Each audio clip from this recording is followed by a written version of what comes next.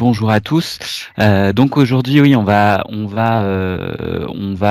donne une petite heure pour parler salon et comment optimiser sa participation à un salon sur les trois phases avant, pendant et après.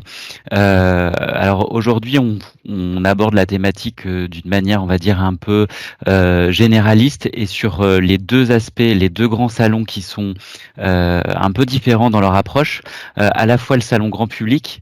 Donc là, j'ai entendu enfin dans les présentations qu'il y avait pratiquement que des salons grand public.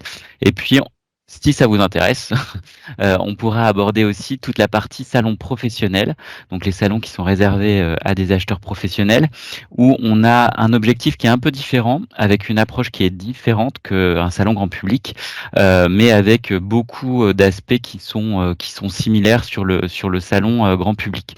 Donc je vous propose qu'on aborde ça ensemble et de manière à chaque fois je ferai un petit distinguo entre ce qui est propre au salon professionnel et ce qui est propre au salon grand public. N'hésitez pas à me poser des questions s'il y a des choses que vous comprenez pas ou qui sont mal expliquées ou qui méritent quelques précisions. Quelqu'un l'a dit tout à l'heure dans la présentation, je pense que vous avez, pour certains d'entre vous, l'habitude de faire des salons, donc il y a beaucoup de choses que vous savez. L'idée là, c'est de faire un petit passage en revue de vraiment tous les points, parce que le succès d'un salon, en fait, il n'y a pas de surprise, c'est la préparation et c'est le fait de réussir à cocher toutes les cases. Voilà. Donc, il y a peut-être beaucoup de choses que vous savez, et puis il y a peut-être des choses que vous savez, mais que vous avez oubliées ou que vous ne faites pas encore. Donc voilà, c'est aussi ça l'intérêt de ce webinaire. Et puis aussi une chose importante, c'est qu'il n'y a pas de vérité absolue dans ce qui va être dit. Chaque expérience et chaque entreprise avec son expérience, elle est propre. Donc n'hésitez pas à enrichir aussi avec vos expériences parce que ça peut aussi aider d'autres de vos collègues et parce que c'est toujours intéressant d'avoir les retours sur le terrain. Voilà. Donc je vais commencer. Donc moi, Valérie l'a indiqué tout à l'heure, je travaille pour le service développement international au sein de l'agence de DevUp. Certains me connaissent déjà puisque j'intervenais aussi jusqu'à pas très longtemps sur Centre de manière ponctuelle, donc sur des salons, sur Ferme Expo par exemple, ou sur d'autres opérations, les rencontres Centre par exemple. Alors, s'il arrive à changer de slide.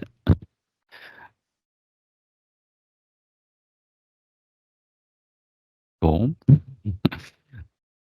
Ah, voilà, il y a un petit peu de latence.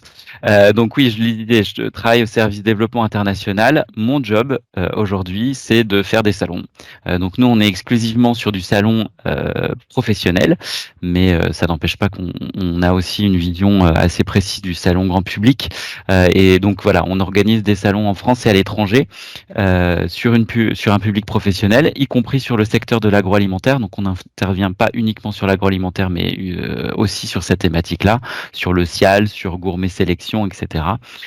Et donc, il y a environ 400 participations d'entreprises par an sur nos salons et ça fonctionne assez bien. Voilà, les salons professionnels et les salons grand public, hein, c'est vraiment, on va dire, des vecteurs de croissance pour vos structures. Et donc, du coup, c'est important de bien choisir son salon.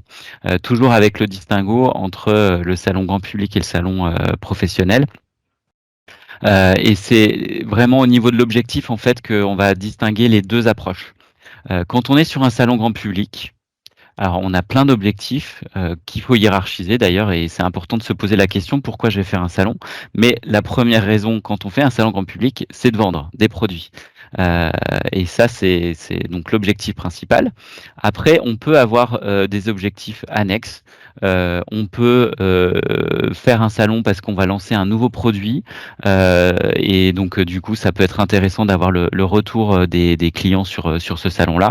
Ça peut être un objectif d'image et de notoriété, c'est-à-dire que vous n'avez pas forcément un contact direct avec votre clientèle habituelle parce que vous passez par des distributeurs.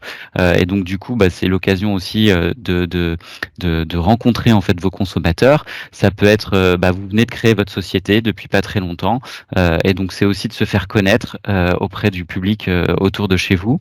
Ça peut être aussi entretenir une relation commerciale. Vous avez l'habitude d'avoir un contact régulier avec votre consommateur, et là, en l'occurrence, un salon permet d'entretenir annuellement en fait votre relation, et puis de réactiver les ventes. Voilà, ça peut être de la veille concurrentielle, mais ça, je dirais que c'est plus quand même pour le salon professionnel.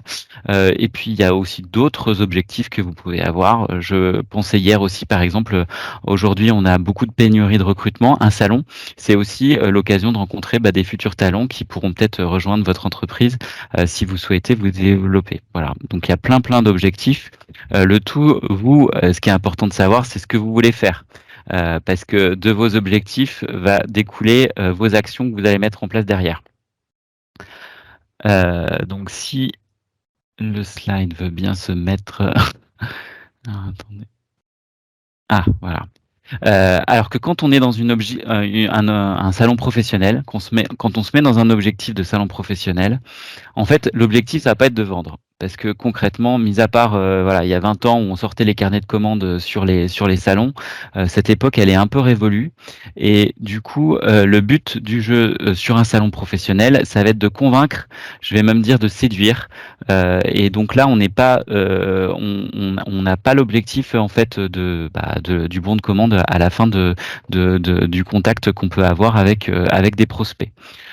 Donc on va avoir une approche qui va être beaucoup plus différente, ou en tout cas moins directe, parce que là l'idée c'est d'avoir le contact, d'avoir la carte de visite qui va pouvoir être travaillée par la suite. Voilà. Après sur les objectifs annexes, on est à peu près sur les mêmes objectifs. Le côté benchmark, veille concurrentielle, voir ce que fait vos concurrents, elle est aussi importante. Elle est plus importante sur le salon professionnel, mais globalement on est à peu près sur les mêmes choses. Voilà. Mais l'idée, in fine, il est toujours le même, hein, c'est de vendre plus, mais on va dire que c'est pas quelque chose qui sera directement sur le salon, mais qui sera dans un futur, je l'espère, proche. Voilà. Donc ça, une fois qu'on a déterminé nos objectifs, il y a quelque chose qui est super important à faire aussi, c'est de voir en gros le salon sur lequel on va aller. Donc on va regarder plusieurs choses au niveau du salon. Déjà la portée du salon. Est-ce qu'on veut toucher une clientèle locale, ultra locale? Est-ce que c'est une clientèle régionale? Est-ce que c'est une clientèle, dans un cas d'un salon particulier, est-ce que c'est une clientèle dans d'autres régions où le pouvoir d'achat, par exemple, il va être peut-être meilleur? Quelqu'un me disait tout à l'heure qu'il faisait des salons en région parisienne. C'est vrai que le pouvoir d'achat aussi en région parisienne, il est plus important. Et donc du coup, si on a des produits qui sont assez chers, peut-être que ça vaut le coup d'aller là-bas. Voilà. Et puis après, quand on est sur des salons professionnels, on peut aussi se poser la question si on veut toucher au niveau national ou si on veut aller au niveau international, et auquel cas, quels sont le type d'acheteurs qui viennent, etc.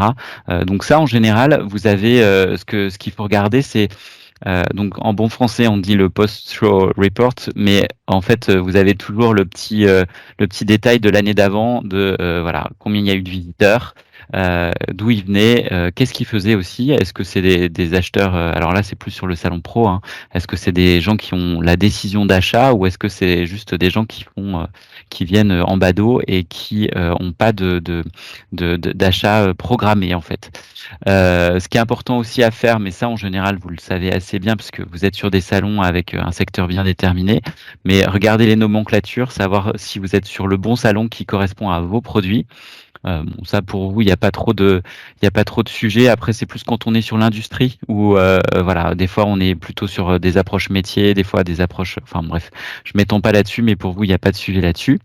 Une question à se poser aussi qui peut être intéressante, c'est est-ce que mes concurrents directs sont sur ce salon-là?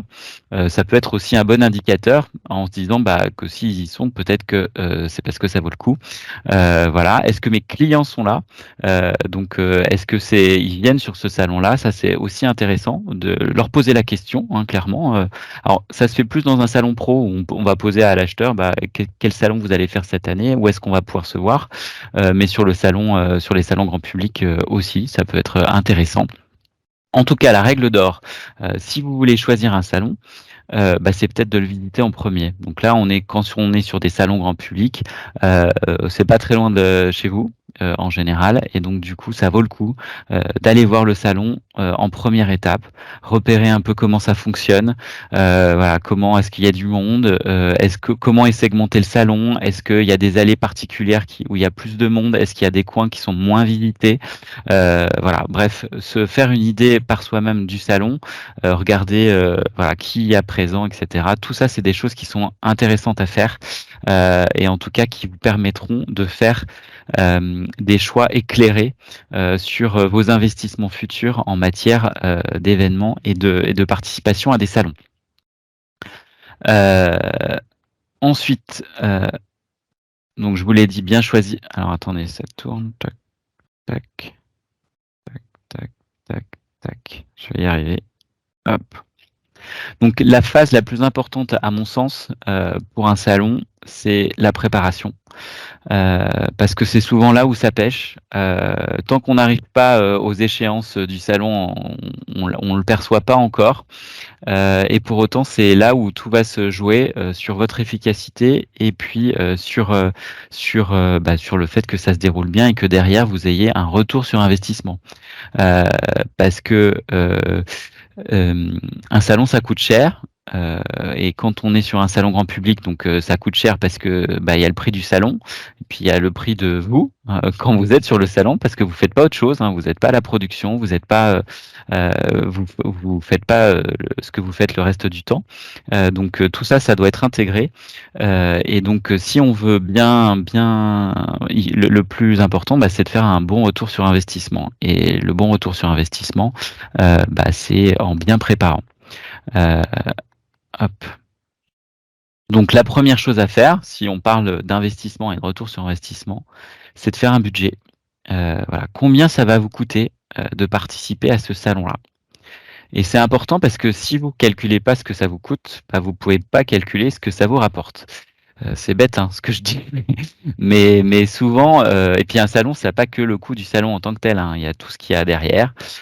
Donc dans certains cas, il faut calculer sur le stand avec les agencements éventuels. Alors quand on est sur un salon pro, en plus, ça coûte encore plus cher.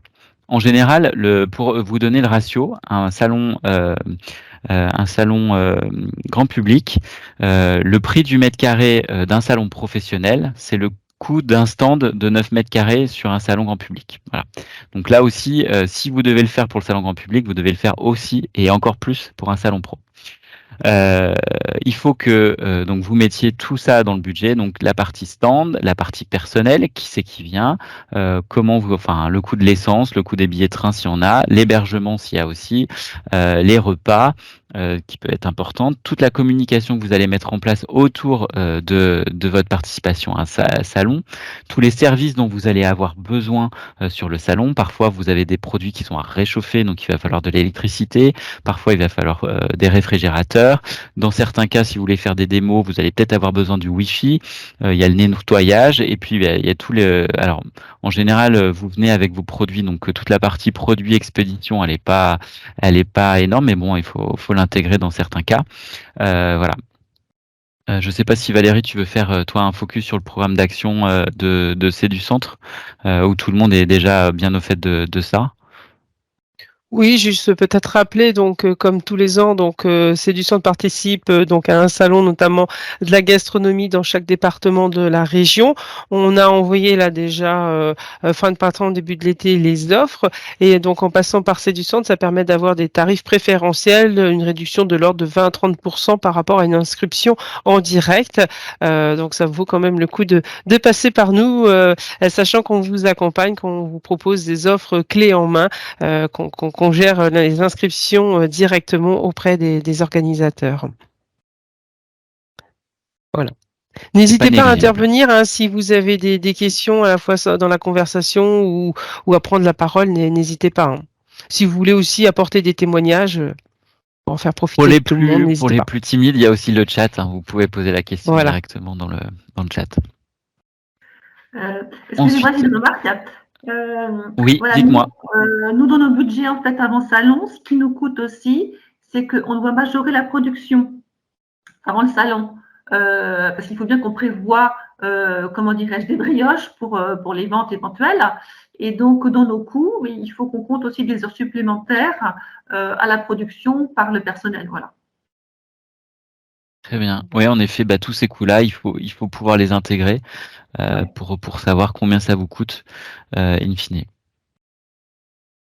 Merci. Donc moi, c'est vrai que voilà, la liste, elle n'est pas exhaustive. Il y a aussi d'autres coûts auxquels j'aurais peut-être pas pensé que vous pouvez intégrer. En tout cas, voilà, le fait de faire ne serait-ce que sommairement ce listing-là, c'est important. Ensuite, il y a toute la partie organisation du stand et tout ça, c'est un gros boulot. Savoir comment vous allez vendre vos produits, c'est important. Bon, il y a une partie emplacement, ça c'est sûr. La localisation de votre espace. Alors après, c'est important et pas important. Il faut juste, enfin, c'est important parce que il faut que vous soyez vu. Euh, et en général, on a tendance à dire que plus vous êtes donc les stands en angle ou plus vous avez d'ouverture sur les allées, plus vous êtes visible.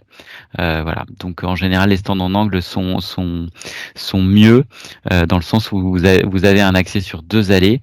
Donc si vous êtes déplacé sur le salon, vous voyez un petit peu le trafic et vous voyez où peut passer les gens. Donc ça, c'est important. L'aménagement aussi, c'est super important. Euh, c'est super important parce que c'est votre image que vous allez jouer. Et souvent, alors parfois, il peut y avoir une dissonance entre l'image de votre société, l'image que vous souhaitez véhiculer sur vos produits et sur votre société, et ce que vous reflétez avec votre stand. Souvent, on est sur des salons de la gastronomie, donc on est sur un aménagement qui est, on se le dit, assez simple. C'est-à-dire que quand vous arrivez, il va y avoir des cloisons. Parfois, il n'y a pas de moquette ou il y a une moquette. Mais globalement, voilà, il peut y avoir un comptoir, mais parfois, il n'y en a pas. Et on s'arrête là. Et donc du coup, vous, ce qui est important, c'est de recréer en fait quelque chose qui va être en adéquation avec vos produits. Je prends un exemple. Si vous avez, si vous êtes positionné sur des produits, sur le côté naturel, sur le côté bon pour la santé, etc., il faut que votre stand il reflète cette idée-là. Si vous êtes sur un produit qui est traditionnel, ancestral, quelque chose qui est séculaire et qui est produit depuis des dizaines, voire des centaines d'années, etc. Et c'est là-dessus que vous êtes positionné et c'est ça qui fait votre différence par rapport à vos voisins. Et ben ça aussi, il faut que ça transpire dans votre stand. Donc parfois, je pense qu'il faudrait, quitte à être présent et enfin, un salon ça coûte cher, on l'a dit juste avant, et ben parfois il faudrait rajouter quelques éléments de décoration, d'aménagement qui vont permettre d'arriver à cet objectif-là, c'est-à-dire donner l'image que vous souhaitez donner à vos produits en fait. Et ça c'est vachement important parce que c'est aussi de donner de la confiance au consommateur. Le consommateur il attend qu'une seule chose, c'est qu'on le réassure. Donc ça veut dire qu'on lui donne des gages de confiance que le produit que peut-être qu'il vous connaît pas et donc il faut que vous lui donniez envie ou en tout cas que vous le sécurisiez sur le fait que vos produits ils sont bons et donc ça c'est important que votre stand il reflète tout ça. Voilà. Donc ça, c'est dans la partie aménagement. On va y revenir tout à l'heure beaucoup plus en détail. Il y a aussi les questions d'assurance. Bon, en général, les organisateurs vous les demandent, mais il faut que vous soyez assuré sur au moins sur la responsabilité civile, tout risque d'exposition. Bon, ça, en général, vous l'avez tous, donc je ne vais pas m'étendre sur le sujet. Mais en tout cas, être bien en harmonie avec votre image. Et ça, c'est quelque chose, en tout cas, je sens parfois des dissonances. Voilà. Claire nous indique, parfois j'ai l'impression que l'on surjoue un peu le côté artisanal et ancien et ça devient plutôt kitsch. Je suis d'accord avec vous, Claire. Moi, j'ai toujours tendance à dire qu'il ne faut pas confondre le côté authentique avec le côté rustique. C'est-à-dire que du côté traditionnel, des fois, on peut avoir soit un côté un peu poussiéreux ou un côté un peu ancien, vieillot. Et donc, du coup, ça, c'est pas à mélanger avec le côté authentique et sincère, en fait. Et parfois, donc, quand on va vraiment trop loin, on arrive vraiment sur le côté kitsch. Voilà. Non, il faut trouver le juste milieu. Donc c'est aussi intéressant d'avoir le retour de vos consommateurs, des gens que vous connaissez par rapport à votre stand. Est-ce que ça donne envie, etc. Posez des questions. C'est le meilleur moyen peut-être aussi pour avoir des retours. Et puis on est toujours dans un processus d'amélioration continue. Donc après un salon, se poser la question de voilà, qu'est-ce qui pourrait être amélioré, c'est toujours intéressant. Donc on a vu toutes ces parties organisationnelles. Donc là j'ai fait un espèce de pot pourri de ce que je vois et qui pourrait être intéressant dans certains cas à améliorer, et puis des mauvaises pratiques que je vois aussi et qui pourraient être là aussi changées. Un élément, moi, dans l'aménagement du stand où je trouve que ça manque toujours initialement, c'est l'éclairage. Posez-vous toujours la question de l'éclairage de votre stand. Un stand bien éclairé, c'est un stand bien visible. Et ça, c'est vraiment sur les salons pro comme les salons grand public, ça coûte rien parfois de rajouter un rail de spot supplémentaire sur une cloison, faire en sorte que l'éclairage il soit bien orienté vers vos produits, vers ce que vous voulez mettre en avant sur votre marque, etc.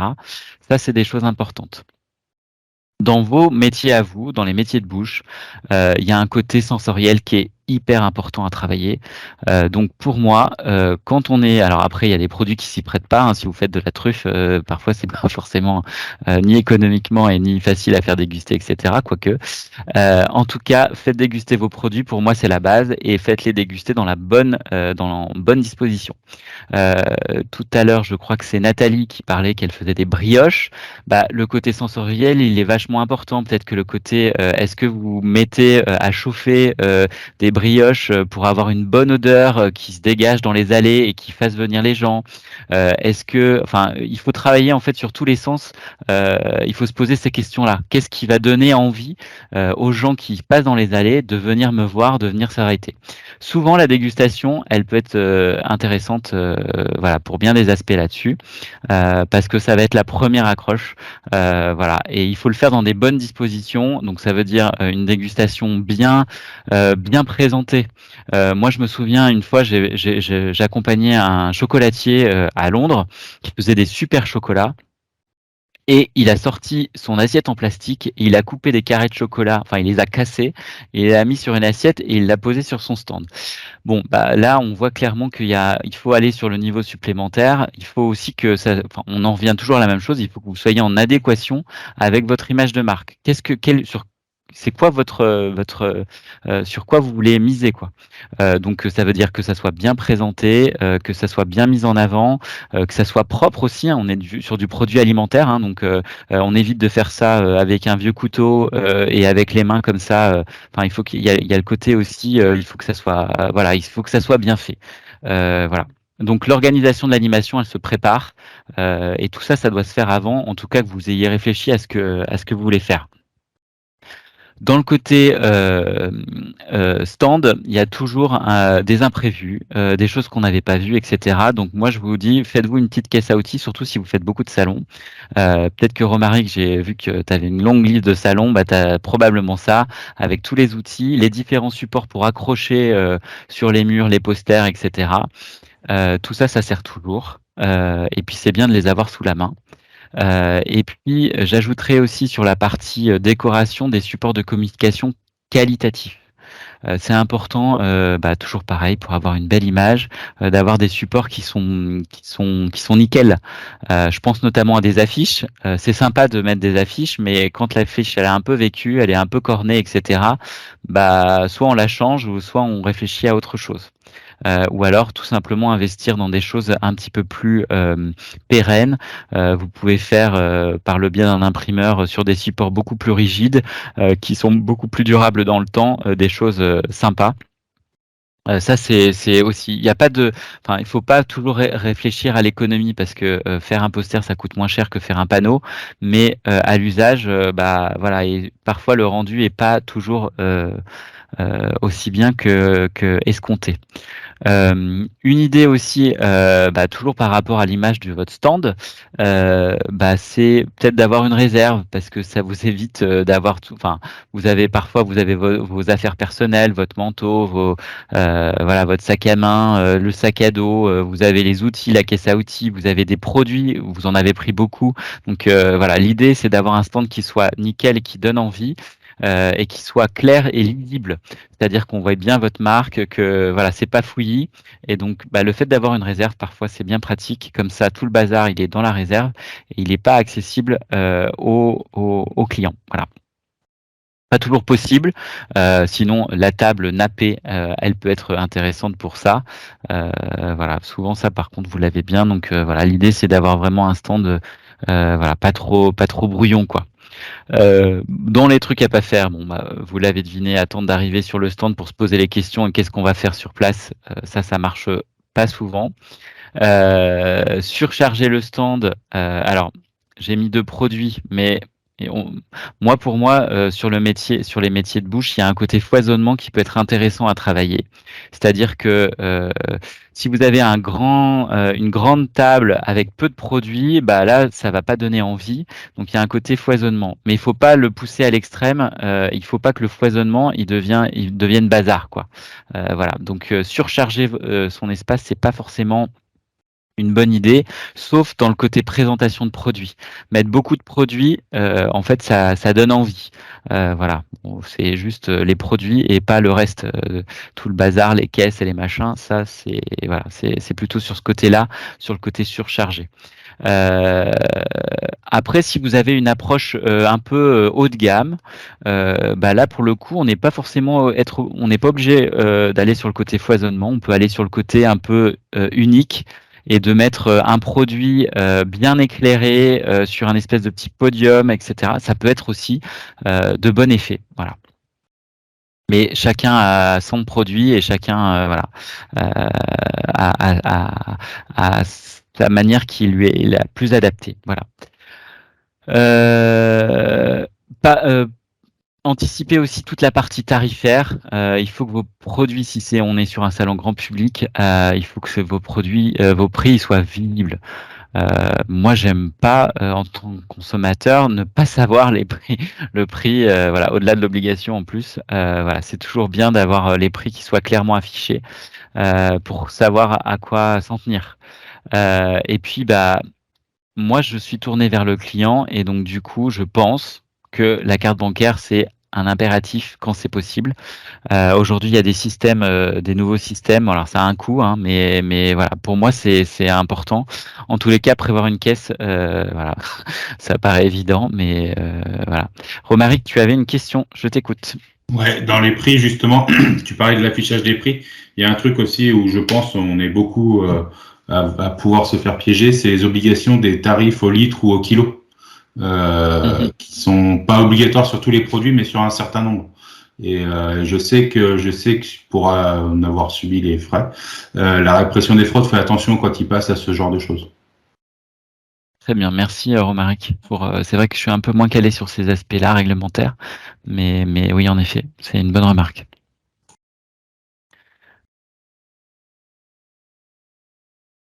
On a également une intervention d'Agnès. Oui, Allez-y. Agnès, on vous écoute. Oui, tout à fait. Je rebondis sur ce que dit Romaric. Où est-ce que je peux trouver cette information sur l'affichage au prix au kilo ou au prix au litre? Comment est-ce qu'on sait les produits qui sont concernés? Où est-ce que je peux trouver l'info? Alors là, c'est une grande question, je pense, sur le site de la répression des fraudes. Moi, je l'ai su parce que clairement, on a pris une amende. Donc, je l'ai su à ce moment-là. D'accord. Je vais aller voir ça. C'est intéressant à savoir. J'avais pas l'obligation tarifaire de chaque produit. Ça, je pense que tout le monde la connaît. Mais ce que tu viens de mentionner, moi, ça m'avait pas percuté. Donc, je vais prévoir. Merci. Après, j'ai toujours tendance à dire qui peut le plus, peut le moins. Donc, évidemment. Leur ajouter une petite ligne. Il n'y a pas d'obligation de taille, contrairement aux origines, etc. Mais sur une petite ligne, sur une étiquette, des fois, ça mange pas de pain. Et aujourd'hui, on a une clientèle qui regarde de plus en plus le prix au kilo, donc ou au litre. Donc, ça peut être aussi intéressant. Ok, merci l'info. De rien. Donc là, on a abordé toutes les questions un petit peu de stand, d'agencement, etc. Après, il y a aussi une question importante. Alors aujourd'hui, maintenant, on parle de pitch, mais pour moi, c'est tout simplement le discours commercial.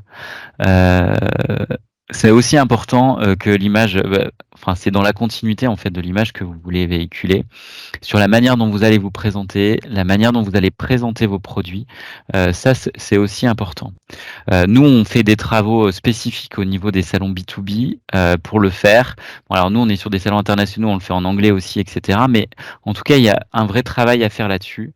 Et de savoir, mais après je dirais que dans le cas d'un salon grand public, je pense que vous avez l'habitude de le faire, de présenter vos produits, mais en tout cas c'est un sujet important, et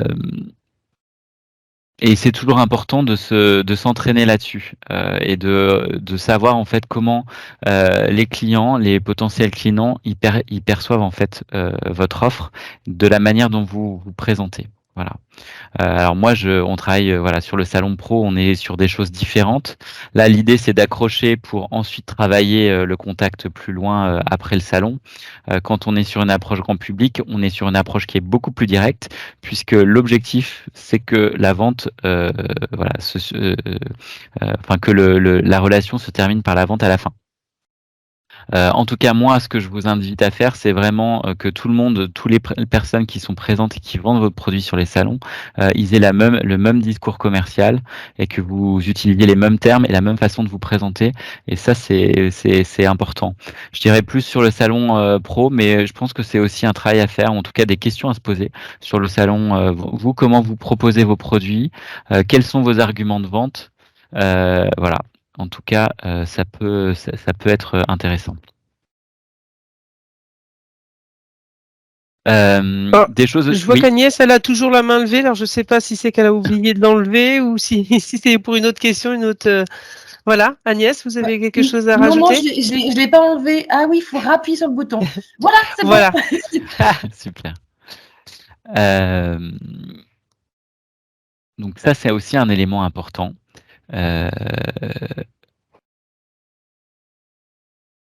Et dans certains cas, moi, c'est vrai que quand je pose des questions à des producteurs ou à des entreprises, parfois, en fait, comment dirais-je, parfois, en fait, les arguments, on les utilise depuis trop longtemps et parfois, la perception que le consommateur a, elle n'est pas forcément toujours la bonne. En tout cas, c'est intéressant de se poser la question. Un autre élément, alors je viendrai après à C'est du Centre, Amandine, je vois qu'elle a fait un petit commentaire sur C'est du Centre. Bien évidemment, en fait, c'est un élément que vous devez valoriser dans votre discours commercial. Je vais en parler juste dans quelques slides. En tout cas, il faut aussi que vous travaillez vos outils de communication. Dans le cadre d'un salon pro, il y a un peu des grands sujets à travailler sur votre fiche entreprise, sur la présentation de votre entreprise, sur les fiches produits qui sont pas forcément nécessaires quand on est sur un salon grand public. Les cartes de visite aussi, vous pouvez en avoir, mais c'est plutôt vraiment pour le salon pro. Le communiqué de presse, je ne sais pas s'il est nécessaire pour le salon grand public, en tout cas, je pense que c'est quelque chose qu'on travaille pas assez. Voilà, quand vous avez des nouveautés, et vous pouvez inviter le correspondant local de la presse à venir vous voir, etc. Vous pouvez transmettre des éléments aussi aux organisateurs de salons, parce que eux, ils reçoivent aussi de la presse. Il y a toujours la presse qui va venir, et eux, ils sont toujours. Enfin, ce qui intéresse la presse, c'est les nouveautés.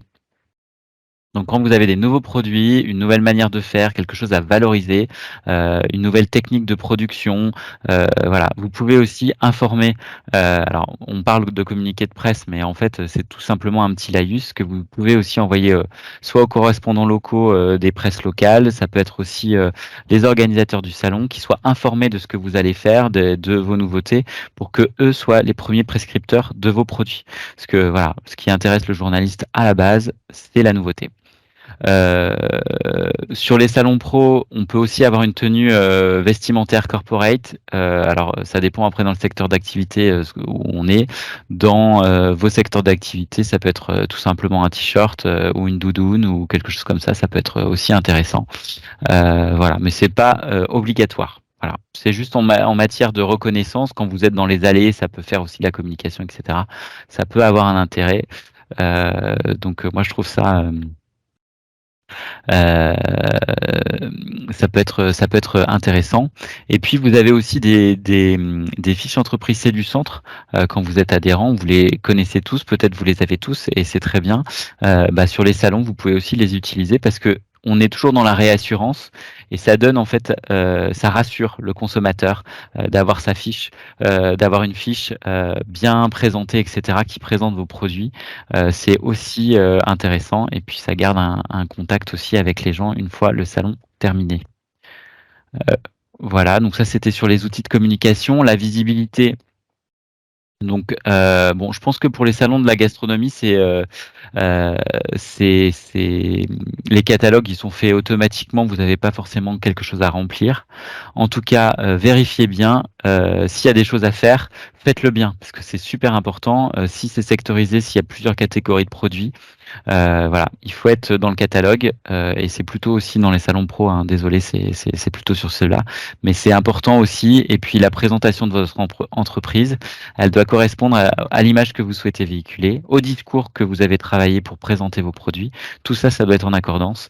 Donc le plus simple, c'est de le formaliser, d'avoir un petit document avec la présentation de votre entreprise que vous pouvez utiliser, voilà, au gré de vos salons et de vos événements, et toujours avoir une belle présentation et qui soit concise et percutante. Voilà.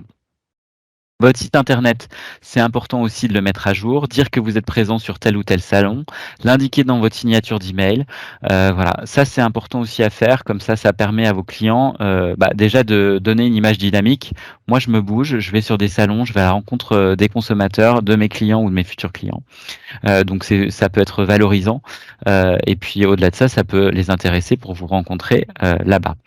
Les réseaux sociaux, je pense qu'on pourrait faire 1 heure complète sur le sujet. Je pense que c'est important et c'est de plus en plus important. Voilà. Après les réseaux sociaux, je pense que si vous les utilisez pas régulièrement, si vous n'avez pas de compte actif, ça sert à rien. C'est-à-dire que l'intérêt en fait des réseaux sociaux, c'est d'avoir une audience captive. Donc ça veut dire avoir des followers, avoir des gens qui vous suivent, avoir des friends, enfin des contacts, pour pouvoir leur diffuser vos informations. Si vous n'avez pas de profil actif, du coup c'est pas en mettant un post, en faisant un post tous les une fois, je sais pas moi, 2 semaines avant le salon, que ça va changer quelque chose. En revanche, si vous avez une actualité régulière sur les salons, si vous mettez du contenu, ça peut avoir un intérêt d'indiquer sur les réseaux que vous êtes présent. Et après, selon votre clientèle, avoir aussi quel est le réseau qui peut être intéressant. Est-ce que c'est Facebook, est-ce que c'est Instagram, voire est-ce que c'est TikTok. Voilà, bref, ça peut être ça. En tout cas, si vous êtes sur du professionnel, là, on en sera directement sur LinkedIn. Voilà. Antoine, 2 remarques là qu'on a dans la conversation. Oui. Déjà, Amandine qui propose éventuellement, on peut vous proposer effectivement, c'est du centre des posts pour Facebook que vous pouvez de votre côté relayer, personnaliser. Si c'est quelque chose qui vous intéresse, n'hésitez pas à nous le demander. En tout cas, pour les salons faits avec C'est du centre, c'est des choses que l'on peut vous proposer. Et puis alors sur les goodies, on avait une question de Claire, je crois, qui nous demande s'il est possible d'envisager des commandes groupées de goodies. Alors on a déjà nous des goodies qui nous servent sur les salons, sur les événements pour communiquer sur la marque. On peut vous les proposer nous à prix coûtant. Ça c'est des choses qu'il est possible. C'est des goodies par contre qui seront personnalisés bien évidemment. C'est du sang. Donc je ne sais pas si c'est ça dont faisait référence Claire. Donc il est tout à fait possible de commander des goodies ou des sacs papier également. Après si vous avez des suggestions de goodies, on est tout à fait ouvert. Nous ce qu'on veut c'est quand même des goodies qui restent dans la thématique C'est du centre. Alors pour l'instant on est plutôt thématique alimentaire l'alimentaire, même si depuis peu, et Sandrine est témoin, la marque vient de s'ouvrir aux produits agricoles non alimentaires. Mais voilà, on est ouvert, n'hésitez pas, faut juste l'anticiper, faut juste pas nous le demander une semaine avant l'événement. Donc, je ne sais pas si j'ai répondu à ta question, à ta suggestion, Claire, ou si tu veux apporter une précision. Puis, je vois aussi qu'on a Agnès qui lève la main. Donc, Oui, je rebondis sur ce que vous disiez sur le site, sur les réseaux sociaux, pardon. Vous disiez, on pourrait faire une formation complète sur les réseaux sociaux. Est-ce que c'est quelque chose que vous prévoyez? oui. Oui, et c'est quelque chose qu'on prévoit, qu'on n'a pas encore fait. Alors les réseaux sociaux, une formation, c'est pas lors d'un webinaire d'1 heure que vous allez devenir un pro des réseaux sociaux, mais avoir quelques bonnes, quelques bonnes bases, quelques outils, quelques astuces, ça peut déjà être pas mal pour bien débuter. Donc oui, c'est quelque chose qu'on envisage. On vous retiendra au courant quand on sera prêt sur le sujet. Parfait, merci. Ok. Alors Claire lève la main. Oui, Claire. Oui, merci. En fait, c'était pour réagir. Effectivement, il y a les goodies c'est du centre, mais après, je ne sais pas si peut-être avec vos partenaires, il serait possible d'envisager tu sais, un peu comme un appel d'offres où tout le monde dit, bah, moi, il me faudrait tel type de choses, et avec les logos personnalisés, est-ce que ça, ce serait possible, tu vois, avoir du coup un volume plus important de produits commandés en Oui, mais en gros, personnalisé à chaque entreprise. Donc là, je suis pas sûre qu'on arriverait à avoir autant si on fait une grosse commande avec un unique logo, un unique message, oui. Autant si c'est personnalisé, je suis pas sûre qu'on aura des tarifs compétitifs. Ouais. En effet, sur les goodies, ce qui coûte le plus cher, c'est la personnalisation, en fait. Ouais. On s'était déjà renseigné, Claire, sur la personnalisation. Ça dépend des types de goodies. Je sais que pour les... Je crois que j'avais posé la question pour... c'est Amandine qui parle, j'ai pas remis ma caméra. Pour les sacs en papier, par exemple, en disant une face c'est du centre et une face à votre entreprise, ça resterait le moins cher des outils personnalisables. Après, je sais pas à quel outil tu pensais en particulier, mais... Non, mais oui, donc si oui, des petites choses à distribuer aux personnes, enfin, tu vois, des choses comme ça, pour que ça reste où on se dit, ah bah tiens, ah oui, c'est vrai, eux, ils existent, quoi. Ou alors après, il faudrait que sur les goodies que l'on a, je réfléchis tout, à l'image de C'est du centre, il faudrait que vous rajoutiez un autocollant ou quelque chose avec votre entreprise, quoi. Ok. Je sais pas. Merci. Bon, on va creuser en tout cas la question, mais je suis pas sûre qu'on ait des tarifs plus compétitifs dès lors qu'il faut personnaliser pour chaque entreprise. Mais on va quand même se renseigner. Ça coûte rien. Vas-y, Antoine. Très bien. Oui, quand vous travaillez sur votre visibilité sur le salon, ce qui peut être intéressant, alors c'est pas forcément le cas sur tous les salons, mais souvent il peut y avoir un concours sur un concours de produits et de dégustation. Ça peut être un concours sur les nouveaux, c'est même pas un concours hein, d'ailleurs, ou sur des jeunes qui viennent de s'installer ou des choses comme ça. Moi, je trouve que c'est toujours intéressant de candidater à ces concours ou à ces prix parce que voilà, ça donne de la visibilité supplémentaire sur le salon et notamment sur les salons pro, mais je pense que sur les salons grand public aussi, des fois il y a des trophées ou des choses comme ça et ça peut être intéressant de candidater parce que voilà, c'est de la visibilité supplémentaire et c'est ça qui peut vous faire venir du monde de manière plus importante sur votre stand. Voilà. Donc après sur les astuces, hein, servez-vous de l'audience des salons. Ça peut être intéressant si vous faites des posts sur les réseaux sociaux, de bien utiliser en fait le compte de l'organisateur du salon, parce que eux ça les flatte qu'on les utilise. Et donc ils sont plus de proportion à vous entre guillemets à liker vos posts, etc., voire à les reposter et donc du coup à vous donner de la visibilité aussi. Voilà, mais tout ça n'a d'intérêt que si vous avez un profil numérique actif. Voilà. Créer vos opportunités. Alors, quand on est sur un salon pro, on travaille avec une base de données, mais je pense qu'avec les salons grand public aussi. Et le nerf de la guerre, c'est que cette base de données, donc la CRM en mauvais, en bon français encore, il faut que ça soit bien à jour. Voilà. Donc quand on est sur des salons grand public, vous pouvez les inviter vos clients, inviter les gens que vous connaissez sur la zone. Ça me paraît opportun et même plus qu'opportun, nécessaire. Voilà. Après, quand on est sur du pro, bah, c'est la même chose. Mais une fois encore, en fait, le travail de prospection et de récolte des informations, etc., elle doit se faire à l'année, en fait. C'est pas 2 semaines avant qu'on va se poser les questions, quels acheteurs je vais inviter, etc. Donc là, c'est plus sur le salon pro. En général, vos clients, vous les avez déjà. Voilà. Donc, en tout cas, bien les inviter, pensez à les inviter, leur dire que vous êtes présent. C'est important. Les réseaux sociaux, je le redis et encore je le redis, je pense que c'est important aussi de communiquer via les réseaux sociaux. Et dans certains cas, alors là c'est plus pour les salons pro, vous avez des applications qui sont spécifiques aux salons pro où vous pouvez aussi rencontrer des gens en fait vous avez accès en fait à la liste des visiteurs et vous pouvez rentrer en contact avec eux. Donc ça c'est important de passer du temps là-dessus si ça existe. Et donc là c'est plutôt sur les salons pro. Voilà. En tout cas ce travail il est un peu laborieux, un peu fastidieux. Euh, Chronophage pour reprendre les termes de Claire et je suis d'accord avec ça. Euh, mais en fait, ça paye sur le long terme. Voilà.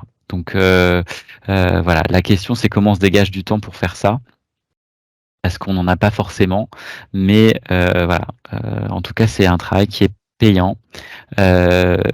Dans les règles d'or aussi sur la communication, c'est pas d'envoyer des mailings en masse. Si vous avez une base de données que vous avez trouvée je ne sais où ou qui n'a pas été réactivée depuis 10 ans, pas la peine de l'utiliser, d'envoyer ça en masse, ça sert à rien et puis ça a peu de retours, si ce n'est des mauvais, des gens qui se considèrent comme spammés, etc. Et donc ça vous aide pas forcément en fait dans votre préparation au salon. Et donc là, quand on est sur un salon pro, nous, l'objectif de tout ce travail en amont, c'est qu'on ait déjà des rendez-vous qui soient programmés. Dans le cas d'un rendez-vous dans un salon en grand public, l'objectif, c'est que tout le monde soit informé et voilà, que vous ayez du monde sur le stand. Mais donc tout ça, ça se joue avant. Ça se joue avant. Voilà. Donc voilà, on a bien préparé son salon, on sait comment on va faire son stand, quelle tête il va avoir. On est préparé s'il y a des choses qui sont pas comme on avait prévu sur place avec une boîte à outils, etc. On sait quel message on va passer, on sait qu'est-ce qu'on va présenter et qu'est-ce qu'on va faire. Et on a fait en sorte que le plus de gens possible étaient au courant qu'on allait participer à ce salon. Donc du coup vient le jour fatidique du salon et donc on est prêt à exposer. Donc là du coup, comme je le disais, il y a la période de montage, on va installer son stand. Donc toujours bien, enfin entre ce qu'on a réfléchi et ce qui se passe réellement, parfois il peut y avoir un petit écart. Donc toujours travailler à l'impact visuel de votre stand. Voilà, c'est l'intérêt aussi d'être bien préparé et d'avoir quelques options pour que vous puissiez ajuster un peu tout ça. L'affichage des prix des allergènes, c'est important. Bien séparer aussi les produits séduisants de ceux qui ne le sont pas. Ça, c'est aussi important pour que ça soit clair en fait, auprès du consommateur, tout simplement. Toujours cette règle d'or, ne pas surcharger. Si vous avez des kakémonos, pour moi, c'est avec parcimonie. Trop de kakémonos, ça tue le message et puis ça donne pas une image très nette en fait en termes de lecture et de compréhension du stand. Donc moi, c'est pas forcément les supports que j'apprécie, enfin qui sont les plus appréciés. Mais bon, après un kakémono bien installé, ça peut très bien faire le job. Un truc aussi important qu'on n'a pas l'habitude de dire, mais qui pour moi sont importants aussi, c'est le fait de prendre soin de vous. Un salon, ça dure longtemps, des fois c'est 3 jours, voire un petit peu plus. C'est bruyant. Parfois on est dans un courant d'air, il peut faire froid. Vous allez parler. Donc voilà, le pire des choses, c'est d'avoir l'extinction de voix et de plus pouvoir parler parce que là, du coup, on peut plus travailler correctement. Donc bien prendre soin de vous, être bien à l'aise dans vos chaussures, dans votre tenue, le baume à lèvres, des bonbons au miel s'il y a besoin, un chewing-gum, etc. Enfin bon bref, être à son aise, c'est aussi important pour bien passer un bon moment dans un salon parce que c'est éprouvant physiquement en fait. on marche beaucoup, on piétine, etc. Donc voilà, pas besoin de rajouter des talons de 10 cm ou des choses comme ça qui vont être voilà, qui peuvent être enfin qui vont pas vous faire passer un bon moment. Voilà. On parlait tout à l'heure de C'est du centre. Moi, je pense que aussi il faut bien valoriser C'est du centre. On parlait tout à l'heure, enfin, je parlais de réassurance. La marque C'est du centre, typiquement, c'est une marque qui va rassurer le consommateur. Et même s'il la connaît pas, ça va être un signe distinctif sur lequel vous allez appuyer votre discours commercial. Donc c'est un produit qui vient de la région, qui a un produit de qualité, qui a un produit contrôlé. Tout ça, normalement, c'est des choses qui vont rassurer le consommateur et donc bien valoriser votre appartenance à la marque. C'est aussi mieux vendre vos produits. Voilà. Et moi, je pourrais dire même les vendre plus cher parce que c'est un signe distinctif en fait. Voilà. Donc à pas négliger, surtout pas. Bon, je vais être redondant et bon, je vais pas insister beaucoup plus parce que les réseaux sociaux, voilà. Mais en tout cas, voilà, si vous le faites pas, ou en tout cas réfléchissez. Et puis, je pense que nos collègues de C'est du Centre, elles vont pouvoir vous proposer une formation. Mais pour moi, c'est important parce que c'est pas, enfin, on reviendra pas en arrière en tout cas. Et les réseaux sociaux, pour moi, vont être de plus en plus présents dans le quotidien des gens. Voilà. Quelques rappels qui peuvent être importants. Un stand, ça reste jamais vide, que ce soit un salon pro ou grand public. Bon, un salon grand public, c'est encore plus vrai parce qu'il y a de la chour, donc il faut toujours qu'il y ait quelqu'un qui soit là pour surveiller. Mais au-delà de ça, c'est aussi votre image. Voilà. Après, il y a aussi la posture qui est importante. Pas derrière son téléphone ou son ordinateur. Être dans une position décontractée, pas être à tomber sur les gens dès qu'ils approchent, mais vraiment être dans une posture ouverte. Ça, c'est important aussi. Pas être au fond de stand, assis sur une chaise derrière son téléphone, en train de répondre à ses mails ou à d'autres choses. C'est important. Certains d'entre vous aussi dans leur organisation vont peut-être avoir une présentation de leur production, de leur site de production, etc. Ce qui est très bien et qui peut apporter aussi quelque chose d'intéressant pour capter le consommateur. Il y a besoin du Wi-Fi. Enfin non, je vais reformuler la chose. C'est ne prévoyez pas quelque chose qui a besoin du Wi-Fi pour fonctionner parce que par principe en fait ça fonctionne jamais ou ça fonctionne bien jusqu'au moment où ça fonctionne plus. Et là je parle vraiment en connaissance de cause, même sur des salons, sur les nouvelles technologies où on a des nouveaux prototypes à présenter, etc. Et au dernier moment il n'y a plus de Wi-Fi. Voilà, il faut juste prévoir le plan B. Voilà, soit vous avez des vidéos qui fonctionnent très bien et vous n'avez pas besoin de Wi-Fi.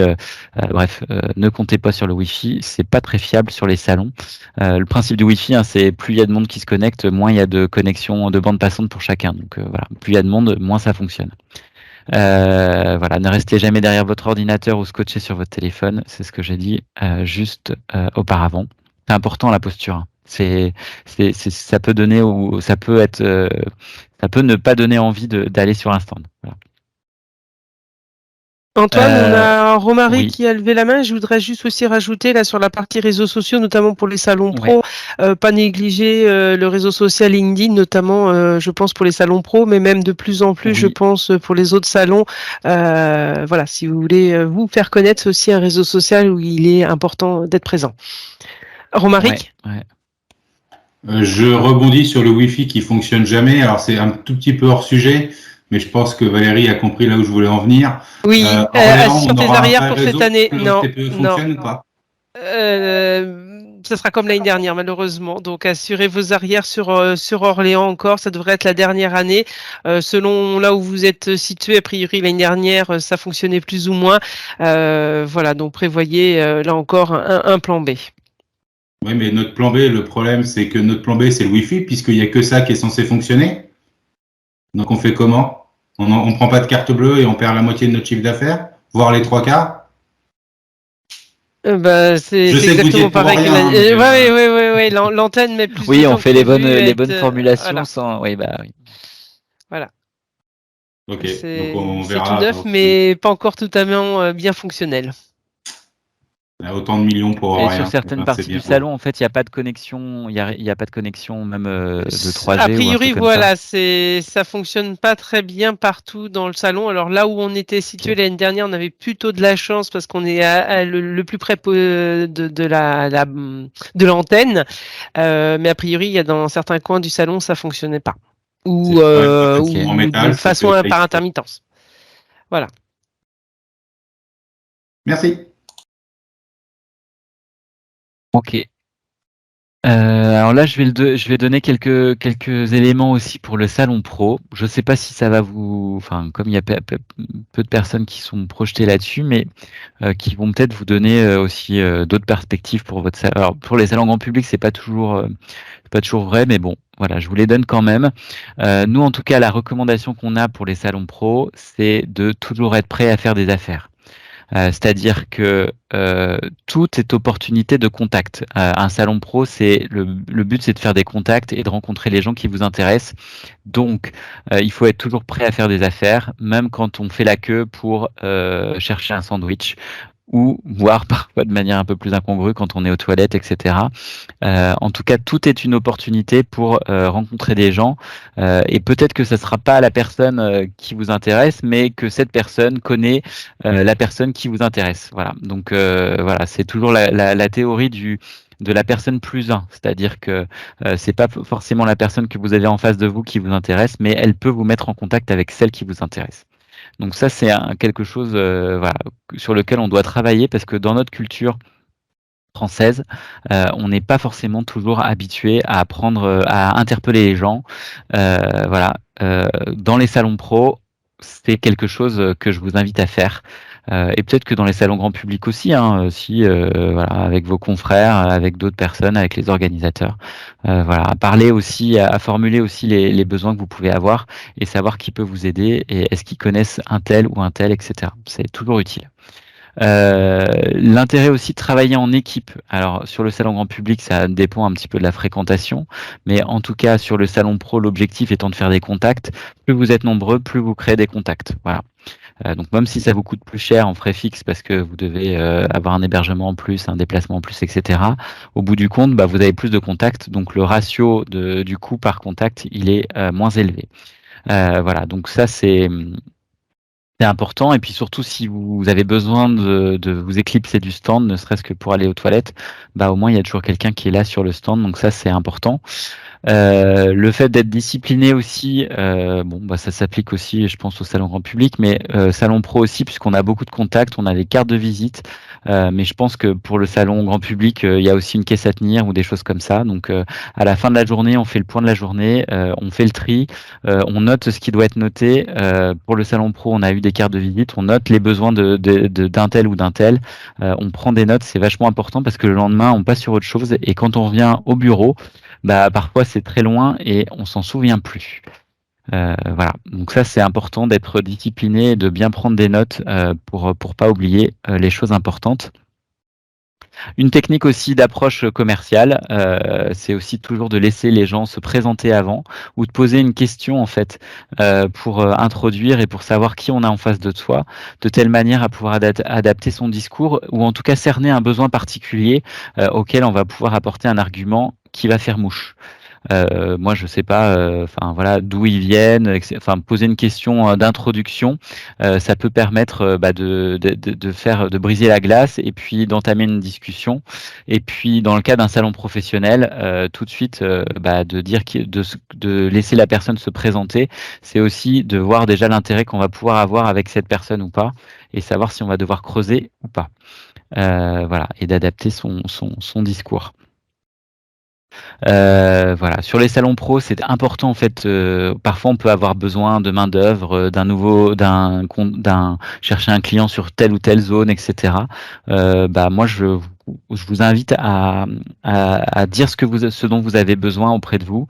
Bon, les personnes identifiées, hein, pas la peine de donner des informations stratégiques à des gens qui n'ont pas besoin de recevoir cette information, mais en tout cas de dire ce que vous recherchez ou de dire que vous souhaitez vous développer sur telle ou telle zone, etc. Les gens sont toujours prêts à aider en fait quand ça leur coûte pas grand-chose. Donc voilà. C'est important de formuler ça, mais encore une fois, c'est plus propice sur des salons professionnels. Et là aussi, un conseil que je vous donne, c'est qu'il faut savoir prendre congé des personnes qui ne vous intéressent pas. On connaît tous les gens qui restent sur votre stand pendant des heures et des heures et en fait, on ne sait pas pourquoi ils sont là, mais en tout cas, ils vous prennent du temps. C'est pas aussi dans notre culture aujourd'hui, mais il faut savoir prendre congé poliment, mais fermement, et pour pouvoir passer à autre chose, en fait, et pour pouvoir s'occuper d'autres personnes et d'autres personnes intéressantes. Voilà. Et ça arrive aussi sur des salons pro. D'ailleurs, on se demande comment les gens sont là dans un cadre professionnel, comment ils peuvent venir sur votre stand et vous prendre la jambe, entre guillemets, voilà. Donc, savoir prendre congé, c'est aussi important que savoir attirer du monde, parce que des fois, le salon, il est sur 1 jour ou 2 jours, et donc, du coup, chaque minute compte. Voilà. Donc le salon s'est passé. Je ne sais pas s'il y a des choses qui vous semblent importantes et que j'aurais oubliées. N'hésitez pas à me le dire. Voilà, en tout cas, il y a tous ces aspects-là qui doivent être travaillés. Et après, le salon, ça se déroule. Et ce qui va être important, c'est de bien faire le suivi après salon. Moi, je me fais toujours une fiche en gros, sur le pense-bête pour l'année d'après. C'est-à-dire en gros sur l'aménagement, ce qui m'a manqué, ce qui aurait pu être amélioré, les points de vigilance. Je sais pas, j'aurais dû, je sais pas, prévoir plus de lumière, prévoir une table plus grande parce que les espaces sont beaucoup plus grands, etc. Enfin bref, tout ce qui peut être amélioré doit être noté, sinon ça sera oublié. Et l'heure du bilan, elle vient, donc c'est aussi vous avez fait un budget avant, et ben là, ça va être en gros, qu'est-ce que le salon m'a rapporté, quel est le chiffre d'affaires que ça a généré, est-ce que je couvre mes frais, est-ce que je fais des bénéfices, est-ce que ça vaut le coup pour moi? Alors, si vous ne faites pas de bénéfices, la question à se poser, c'est est-ce que ça m'a rapporté des nouveaux clients, de l'image, est-ce que c'est quand même important pour moi d'être présent, même si voilà, je gagne pas beaucoup d'argent sur l'opération. Mais en tout cas, le minimum, c'est au moins de couvrir ses frais, quoi, hein, sur ce type d'opération, voire faire des bénéfices. Voilà. Après, il y a aussi la fidélisation. Alors, je l'ai peut-être pas creusé assez bien, mais en tout cas, pour du grand public, l'important, c'est quand même de récupérer des informations sur les ventes que vous allez faire, pour pouvoir fidéliser après les nouveaux clients et faire en sorte qu'ils reconsomment. Donc je sais pas, moi c'est vrai que je connais un petit peu moins, mais il y a peut-être des astuces en tout cas pour récupérer l'adresse email de la personne ou son adresse. Je sais qu'à une époque on payait beaucoup par chèque et on gardait en fait sur une base de données en fait l'adresse de la personne pour pouvoir la contacter plus tard. Je pense que ça fonctionne toujours, mais après maintenant il y a aussi beaucoup d'adresses email, donc on peut faire par exemple un jeu concours aussi sur le stand ou faire gagner quelque chose sur le salon. Et les gens doivent rentrer leur adresse email. En tout cas, ce qui est sûr, c'est que l'adresse email, ou en tout cas les données que vous collectez, doivent être opt-in, c'est-à-dire que les personnes doivent donner leur accord pour que vous puissiez l'utiliser après. Voilà. Ça, c'est important. Voilà. En tout cas, il va y avoir cette question-là de fidélisation qui va se poser pour vous, et c'est important aussi. Donc ça, c'est peut-être un truc que je rajouterai aussi dans la préparation. Comment vous allez fidéliser les clients que vous allez faire sur le salon. Voilà. Mais ça m'intéresserait d'avoir votre retour là-dessus parce que j'ai un peu moins d'expérience. Voilà. En général, sur un salon pro, nous, c'est la carte de visite qui fait foi. On prend les coordonnées et après, on va travailler le contact avec ça. Mais dans un salon dans un salon grand public, voilà, c'est différent. Claire, j'ai vu que vous aviez levé la main. Sandrine également. Je ne sais pas qui veut. Moi, Claire, je veux bien parler. Nous, ce qu'on a fait pour pouvoir récupérer des coordonnées mail, c'est qu'on a mis une petite feuille sur le côté on met parfois une petite feuille sur le côté du stand où on demande aux personnes de renseigner leurs coordonnées. Et du coup, on l'a fait évoluer avec une ligne. Si vous remplissez, alors je ne sais plus comment c'est tourné, mais en gros, si vous remplissez ce listing, enfin vos coordonnées, vous acceptez d'être contacté par notre entreprise voilà, afin de se prémunir du fait qu'on n'ait pas l'autorisation d'avoir les coordonnées en fait. Et du coup, ces listes, Bien sûr. on les garde. Et on a fait de même pour quand on a des petits jeux tombola où sur le petit ticket, il y a écrit si vous redonnez le ticket, vous acceptez que les coordonnées soient gardées par l'entreprise. Enfin, voilà. Je ne sais plus comment c'est, mais il y a quelque chose dessus. Ok. Bah alors j'ai fait pareil, j'ai fait la même feuille avec cette phrase et en plus avant je donnais des flyers avec l'agenda des animations que je fais à la ferme et ça me rapporte pas mal de public et ce flyer en fait il était pris mais j'avais rarement un retour. Par contre maintenant je le donne plus, le flyer avec les dates, mais je dis aux personnes si vous voulez connaître les prochaines dates à venir en avant-première, puisque moi c'est régulièrement plein, n'hésitez pas à renseigner vos coordonnées. Et là du coup ça marche très bien. Très bien, super. En tout cas, oui, voilà, c'est ça. Il faut trouver une astuce ou un prétexte qui n'est pas un prétexte fallacieux, un vrai prétexte pour que ça donne envie aux gens de vous donner leur contact et que vous puissiez fidéliser. Parce que ce qui coûte le plus cher aujourd'hui, c'est de faire des nouveaux contacts. Et la fidélisation, une fois que le contact il est fait, c'est plus facile de revendre que de vendre pour la première fois. Voilà. Très bien, merci pour votre partage d'expérience. Donc l'heure du bilan, elle est faite. On doit calculer en fait ce que ça va nous rapporter. C'est important parce que sinon on parle dans le vide. S'il y a des sollicitations des professionnels, la règle de base c'est de répondre dans la semaine qui suit, dans les 8 jours qui suivent aux sollicitations, une demande de tarif, une demande d'échantillon, un complément, etc. Faire des réponses sous 8 jours. Vous pouvez aussi peut-être remercier les gens qui sont venus vous voir en leur disant merci, c'était super de vous rencontrer, on a passé un très bon moment, merci pour vos retours, ça nous encourage pour la suite, etc. Faire un petit message sympa et positif, c'est aussi intéressant. Moi, j'aime bien aussi quand il y a plusieurs personnes de l'équipe qui sont intégrées, remercier aussi les gens de l'équipe et faire un petit message de bilan derrière. Voilà. Et s'il y a des messages que vous voulez faire à plusieurs personnes, l'idée c'est de l'anticiper et de préparer votre message. Je pense notamment dans les salons pro. Souvent, en fait, il y a des demandes de cotation ou des demandes de tarifs spécifiques avec qui intègrent le transport ou pas le transport. Bref, en tout cas, vous avez des messages et auquel cas, l'idée, c'est de standardiser tout ça, de préparer vos messages parce que quand vous allez revenir de salon, votre activité, elle vous a pas attendu. Peut-être que votre boîte email, elle s'est engorgée d'emails.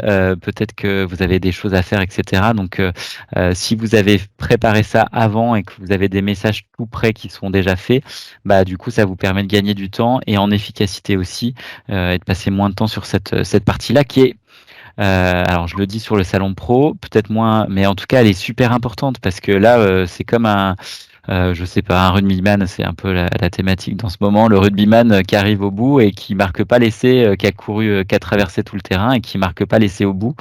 Faire le suivi, c'est super important parce que c'est ça qui va vous permettre soit de fidéliser votre client que vous avez fait, ou soit de créer un contact avec les personnes que vous avez rencontrées pour qu'ils deviennent clients par la suite. Voilà. Donc c'est pas à négliger et c'est souvent en fait la partie qu'on néglige le plus parce qu'on est pris par d'autres choses et on va retourner dans le quotidien et donc on sort en fait de la bulle dans laquelle on était pendant le salon. Voilà. Donc alimenter votre base de données bien évidemment, créer des relances s'il y a besoin, ça c'est des choses qui sont importantes. Et puis vous calculez votre ROI, donc le retour sur investissement. En gros, combien j'ai fait de nouveaux clients. Vous pouvez diviser votre chiffre d'affaires sur les nouveaux clients, le coût de votre salon sur le nouveau client pour savoir en gros combien ça vous a coûté ce nouveau client. Vous pouvez calculer, bref, il y a plein de choses que vous pouvez voir. En tout cas, le premier élément à regarder, c'est en gros si ça vous rapporte ou pas. Voilà. Après, si ça vous rapporte pas, une fois encore, ça ne veut pas dire qu'il faut arrêter ce salon-là. C'est juste qu'il faut vous poser les questions. Est-ce que ça m'a rapporté autre chose qui est important pour moi aujourd'hui et qui n'est pas en argent, qui n'est pas de l'argent. Donc ça peut être de l'image, ça peut être plein d'autres choses, des retombées presse, voilà. Tout ça pour dire que il faut continuer à se poser des questions après pour savoir si ça vaut le coup l'année d'après et donc du coup ça vous aide et ça vous permet de faire des choix tout simplement éclairés pour l'année d'après, savoir si vous devez y retourner ou pas. Voilà. Ou si vous avez des questions à vous poser entre deux salons, du coup ça peut vous aider à faire des choix là-dessus. Voilà. Alors on termine par les petites phrases. Ça, c'est surtout valable pour les salons professionnels. Un salon, ça se prépare en quelques mois, ça se joue en quelques jours et s'exploite pendant plusieurs années. Peut-être un petit peu moins vrai pour le grand public, mais je pense que c'est vrai. En tout cas, la préparation, elle est clé dans le succès de votre salon. Et souvent, en fait, on envisage le salon comme le début de quelque chose. En fait, c'est la continuité d'un échange que vous allez avoir avec vos consommateurs. On en parlait tout à l'heure pour les réseaux sociaux, mais c'est vrai aussi pour toute la. En fait, c'est un événement, un pic dans votre relation commerciale que vous allez avoir avec vos clients, voilà, qu'ils soient pro ou grand public. Voilà, c'est le salon, c'est pas un salon et puis rien avant et rien après. Ça s'intègre en fait dans toute votre stratégie commerciale que vous aurez réfléchi. Voilà, c'est un peu ce qu'on ressort nous en fait de tout ça. Je crois que j'ai mis quelques exemples de salons pour illustrer un petit peu les propos que j'ai pu avoir. Donc cette photo-là, elle est intéressante parce que, souvent sur les salons de la gastronomie, vous avez un espace du centre, donc sur lequel vous pouvez vous appuyer, qui fait des animations. Je retiens moi le côté sensoriel de l'animation. Là devant, vous avez des petits bocaux, donc on fait tester les enfants au niveau des différentes graines, etc. Typiquement, c'est une animation que vous aussi vous pouvez mettre en place sur votre stand, mais ça peut être différent, ça peut être montrer les ingrédients que vous avez dans vos produits, dire que vos produits ils sont faits avec, je sais pas moi, de la farine, des œufs, etc. Et donc du coup, scénariser un petit peu votre recette pour montrer le côté authentique et naturel. Ça peut être voilà, et puis c'est visuel, ça fonctionne. Et puis là, en l'occurrence, on met la main dedans, donc il y a aussi le côté tactile. Et donc, plus en fait on fait, alors en matière de communication, plus on mélange les différents sens dans une approche, en fait, plus on facilite la mémorisation. Et donc là, le fait que vous fassiez travailler vos sens, ça favorise la mémorisation de votre marque. Donc ça, c'est important. Donc ce côté-là, voilà, c'est pas très compliqué, hein, des bocaux, des graines, etc. Je pense qu'il y a quelqu'un qui fait des huiles. Peut-être qu'elle a des huiles de différentes sortes. Ça peut être l'idée de montrer aussi tous les différents grains, les noisettes ou les noix ou le colza. Enfin, je sais pas, peu importe, mais ça peut être aussi une idée. Voilà, avec des écrans aussi derrière. Le côté visuel fonctionne bien là-dessus. Donc ça c'est intéressant. Ensuite j'ai mis une photo, mais il y en a plein d'autres, hein. Je l'ai pris, on a pris ça pas au hasard, mais en tout cas là l'idée de l'image, elle était l'image de la société. J'ai trouvé ça intéressant parce que on a pas mal de produits, on a le côté en bois qui donne le côté authentique, mais pas le côté kitsch. Voilà, il y a une image de marque qui est un peu travaillée, il y a les tarifs qui sont clairs. Voilà, c'était un exemple que j'ai trouvé pas mal sur les stands. Là aussi, l'image, elle est bien. Bon, on les connaît. Hein, voilà, elle est bien. Ce que j'ai bien aimé, c'est le côté un peu foisonnant avec les différentes chips qui déclinent en fait la marque à plusieurs niveaux. Voilà, on arrive, on sait de quoi on parle. Voilà, ce qui n'est pas forcément toujours le cas. Hein. Voilà. Après, là, c'est sur un salon professionnel. Là, c'était sur le côté éclairage. Donc là, vous voyez, il y a des spots qui ont été mis sur les produits avec des armoires. Alors certes, il y a un investissement au départ sur les armoires, mais après, du coup, vous pouvez vous en servir derrière. Voilà, il y a une image qui a été travaillée avec une belle mise en avant des produits. Quelque chose que j'ai pas dit aussi, bon là c'est des plantes en plastique, je suis pas très fan, mais en tout cas l'idée de mettre des plantes, alors je pense que sur les salons grand public c'est à double tranchant parce que souvent vous avez un espace fermé avec un comptoir devant. Mais en tout cas, si vous avez des espaces un petit peu plus ouverts pour les salons pro, le fait de mettre des plantes, ça donne, ça humanise un petit peu bizarrement. Enfin, ça donne un côté plus chaleureux. Donc, on peut mettre des plantes, donc pas des grosses plantes envahissantes, les grosses plantes monstrueuses, enfin les grands, voilà. Mais ça peut être aussi quelque chose qui peut être intéressant à travailler de votre côté. Voilà. Et puis maintenant, il y a des plantes en plastique aussi qui peuvent être intéressantes et qui sont plutôt réalistes, même si là, dans le cas que je vous présente, ça ne l'est pas vraiment. Voilà. Est-ce que j'ai mis d'autres photos? Je sais plus. Oui, là c'est un salon professionnel, alors un grand stand, etc., qui correspond peut-être pas à vous aujourd'hui. Là, c'était pris sur, je crois que c'était sur le Cial. Voilà, c'est le côté un petit peu qui donne envie, le côté gourmand.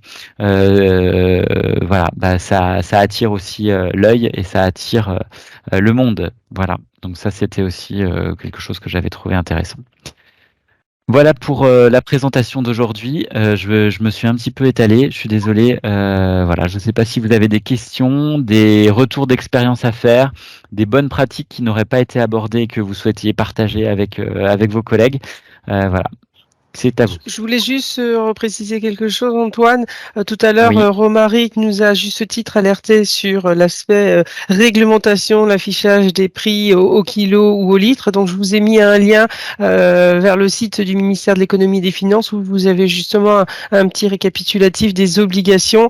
Faut vraiment le prendre en compte. Hein. Je sais que l'année dernière, au salon de la gastronomie de Châteauroux, voilà, il y a des services qui ont circulé pour contrôler les exposants. Donc, faut le prévoir, faut être en règle, faut éviter d'avoir ses enfants ou faire appel à papy mamie pour vous aider à tenir le stand si c'est pas déclaré. Enfin voilà, il faut vraiment aussi prévoir tout cet aspect-là. Vous pouvez être contrôlé sur les salons et ça pourrait être dommageable. Donc prévoyez-le quand même, anticipez, vérifiez la réglementation avant d'exposer. Et Valérie, Valérie. si Oui. je peux, c'est Cécilia. Si je peux compléter, il y a également, alors c'est pas l'objet d'aujourd'hui, mais c'est aussi l'étiquetage des produits en tant que tels qui sont présentés sur les stands. Il existe aussi une réglementation, donc ça fera peut-être l'objet d'un prochain, d'une prochaine formation ou webinaire. Mais on se rend compte aussi que il est important que ces produits soient bien étiquetés avec des obligations, voilà. certaines mentions. Faut pas le négliger, hein, des produits mal étiquetés, vous pouvez être amené à devoir emballer toute votre marchandise, sans parler que vous pouvez avoir une amende. Donc, faut vraiment pas négliger cet aspect, savoir vous entourer, vous renseigner, vous former, vous faire accompagner pour ne pas avoir de soucis ultérieurs. Et puis voilà. une dernière petite astuce aussi sur l'aménagement de stand pour avoir échangé avec certains. Il existe également du mobilier démontable, repliable. Enfin voilà, quand vous démarrez, que c'est la première fois, avant d'acheter des étagères très lourdes ou autres, comme le disait Antoine, faites un tour sur le salon et repérez les bonnes astuces sur du mobilier, voilà, compact, facile à monter, démonter, résistant. On a vu des belles choses sur les différents salons où on a pu passer.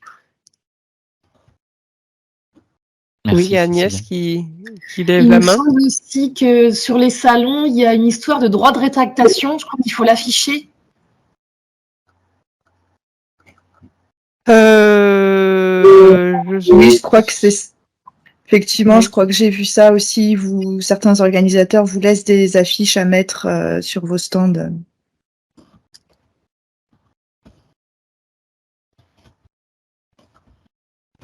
Oui, il y a quelqu'un d'autre qui veut intervenir? Donc oui, le webinaire a été enregistré et on vous enverra le lien pour revoir au besoin le webinaire. Il y a Claire, je crois, qui voulait intervenir, non? Ah oui, là vous m'entendez? Oui. Par rapport au droit de rétractation, je ne sais pas si c'est valable également pour nous ou est-ce que c'est valable juste quand les personnes, par exemple, signent un bon de commande? C'est plus pour les bons de commande, mais là on est sur des produits alimentaires, donc voilà, on ne revient pas au supermarché ramener ses produits en règle générale, donc je pense que c'est pareil. Mais voilà, il faut en tout cas prendre le temps de vérifier la réglementation. Des fois, c'est également rappelé dans les conditions générales des salons.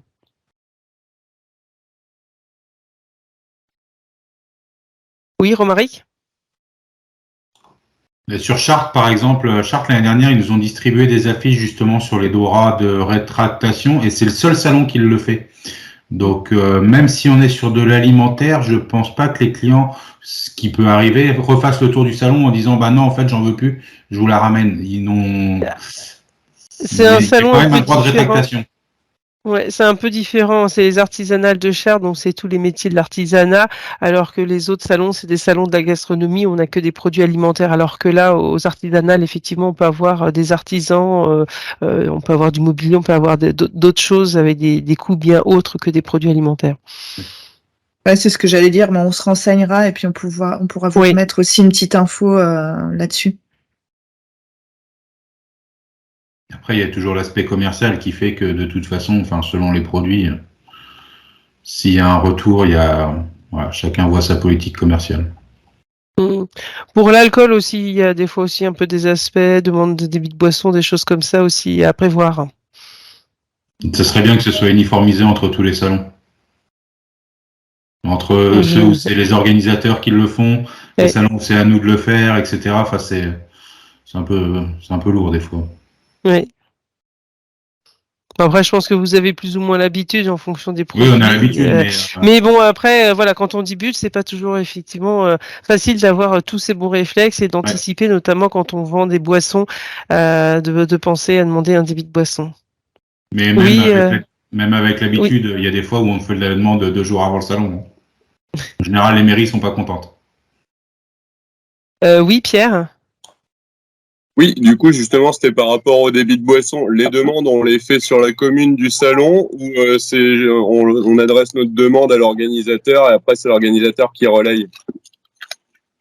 Ça dépend. Et là, j'avoue que pour Bourges, je me pose la question. Je n'ai jamais eu la problématique. Romaric, Bourges de mémoire, c'est l'organisation qui fait une demande de débit de boisson pour l'intégralité du salon. D'accord, ouais. Et tu fais quoi d'autre comme salon? Tours. Tours, je sais pas, ce sera peut-être notre première participation, je sais pas. Mais Orléans, par contre, c'est à toi de la faire. Non, bah Orléans, tu vas pas. Mais Orléans, il nous alerte, Orléans, il nous donne les documents. Enfin, non, je pense qu'il prépare quand même. Et Tours, je regarderai, je pense que ça doit être indiqué dans les conditions générales de vente de l'organisateur, donc chose que vous n'avez pas forcément reçue, mais je vais vous les faire suivre. Et puis je me renseignerai auprès de lui pour savoir ce qu'il y a à faire et si vous avez un document à remplir. Ça marche. Sur les artisanales, elles le demandent et chaque exposant le reçoit individuellement et ceux concernés ont à le remplir. C'est eux qui font la demande et ils nous les redistribuent à l'ouverture du salon. Après, il y a des spécificités par salon. Je pense par exemple au salon de la gastronomie d'Orléans, il faut déclarer tous les points chauds. Donc, si vous avez un four micro-ondes, un four pour réchauffer, voilà, c'est des choses qu'il faut déclarer. Donc, nous, on relaie à nos exposants, mais n'hésitez pas à nous prévenir aussi si vous avez une animation particulière, que l'on soit au courant. Moi, je vais pas penser à un brasseur à forcément lui demander s'il a un point chaud, par exemple, mais peut-être que le brasseur, effectivement, va vendre, je sais pas, des petits crackers réchauffés à côté pour accompagner sa bière, j'en sais rien. Enfin, je montre un exemple un peu bidon, mais n'hésitez pas à nous alerter en tout cas pour qu'on fasse le nécessaire. Donc effectivement, il y a un peu des spécificités par salon que l'on relaie. Pour compléter sur David Boisson, sur Romo, c'est à vous exposants de faire la demande d'ouverture temporaire et à remettre directement à l'organisateur. Il y a un formulaire type qu'on vous envoie. Et pour Orléans, de mémoire, c'était comme ça l'année dernière. D'autres questions, remarques? N'hésitez pas après, si vous en avez d'autres qui vous viennent plus tard dans la journée, dans la semaine, de nous recontacter par mail et puis on se fera un plaisir d'y répondre.